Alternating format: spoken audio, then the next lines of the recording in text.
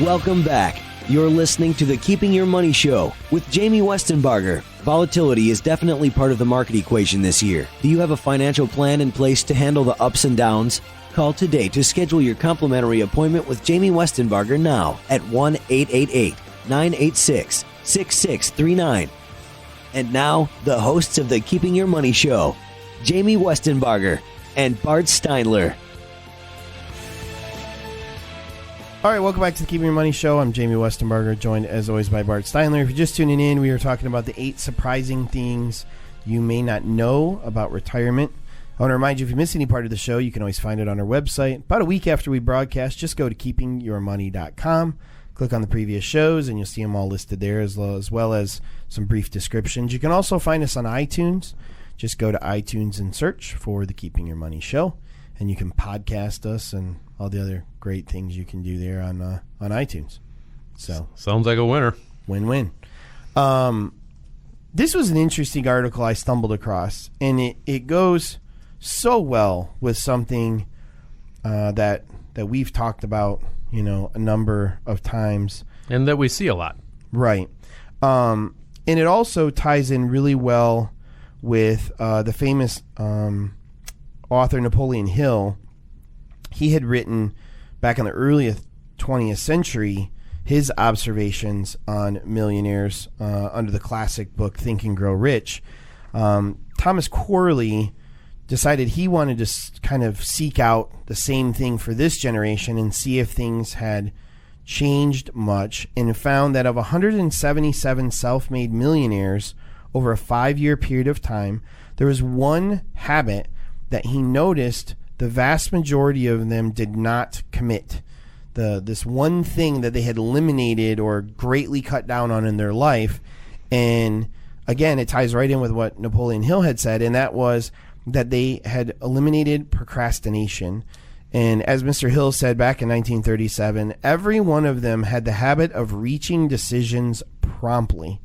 And it may be interesting to people because I think a lot of times we see quick decision making as maybe hasty, or we talk about people that do that. Oh yeah, he's really quick to make a decision, like it's a bad thing, like there's poor judgment involved.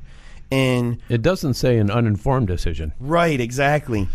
And I think it's interesting because we see this a lot of times where maybe people have come in to seek our advice, but they almost seem stuck in neutral, like they just can't quite figure out what they want to do, and we see it manifest in a lot of ways where we've had people tell us, well, I'm going to give you a third of my money and another advisor a third of my money and another advisor a third of my money, and then I'm going to look at what you're doing every year, and then after a couple years I'll decide which one of you gets it all. But really, that's not making a decision. That's putting off the need to make a decision based on some really archaic information that doesn't do anything to really prove who's going to put a good plan together for you. Right, because, and the key word you just said there was plan, because if you divide your money between 2 or 3 different advisors and put them in a race against each other to see who's going to perform the best,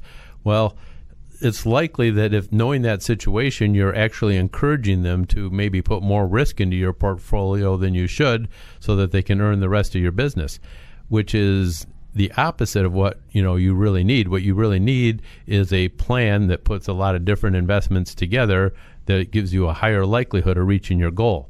You just can't achieve that plan if you're dividing up your assets between 3 different advisors. Well, and you made a good point too, Bart, when you were saying just the idea of when we're talking about people, it doesn't really give you a good barometer. It doesn't really give you a good barometer on a lot of things. People procrastinate a lot of times because of a lack of passion, a lack of information. Maybe you're afraid you're going to make the wrong choice because it is an uneducated choice, right? Mm-hmm. So if I said to you today, pick one of these 3 cards and do it now, well, you don't know any information about the cards. You don't know why I'm asking you to make that decision. Like, there's a lot of pressure on you, and you probably immediately have a fear of, I'm going to do this incorrectly. And we see that a lot of times with what we do as a job and what our business is. You know, people will say to us, well, I'm going to go home and I'm going to read, you know, all of this information. Or even we'll have people that call us that say, you know, I've been listening to you guys for 3-4 years, or, you know, I follow you really, you know, diligently for all this time, you know, and I've been doing my research and everything. But the reality is a lot of times in that 3 or 4 years, the amount of harm that they've done to their own portfolio or to their own retirement plan or their lack of a plan is really pretty significant. And it's that fear of making the wrong decision that has kept them from making any decision. And it reminds me back when I was in college, you know, taking a business class, I had a professor, and I always thought this was a really good statement. And he said, every day we make decisions, because even saying to ourselves, I need to think about it, or I'm not going to make a decision about that, is making a decision, because you made a decision not to do anything. So I think when you read this, the thing that struck me was you're never going to be as passionate about the market as we are. If you were, you would be able to handle it yourself. You'd have no need to come and meet with us. But you can't do this 40 to 60 hours a week because you have a job for 40 to 60 hours a week. So you need someone that has that passion. You need someone that has that kind of involvement. And no matter how many years you wait to make that phone call to myself or another independent advisor in the world, every year that goes by, you're that further away from actually having a plan that you have a chance of reaching. Because every year you go by, you're going to have to make more of a contribution to make that plan work, a higher contribution out of a total percentage of your income. Mm-hmm. You make that decision sooner, it's going to be a lot easier for you to reach that goal. But so many people suffer from this paralysis from analysis. Well, and it doesn't help that we have movies like The Big Short and Wolf of Wall Street. I mean, I get it that there is a fear out there of our industry as a whole. But I think that fear is very dangerous in screwing up your life because you're letting that fear keep you from seeking out help.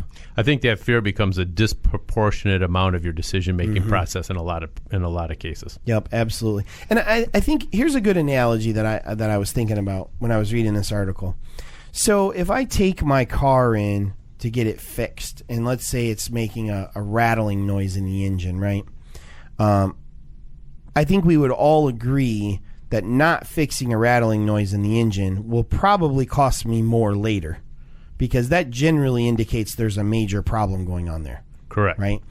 It's kind of like knowing you're not planning for your retirement. You know it's going to cost you more if you don't do that now. I mean, any person out there understands the common sense behind that every year that goes by, it becomes more expensive. Well, I take my car to an auto mechanic. Now, there have been plenty of auto mechanic stories out there. I remember as a kid, you know, don't go to that guy. You know, he'll tell you need 16 things you don't need, you know.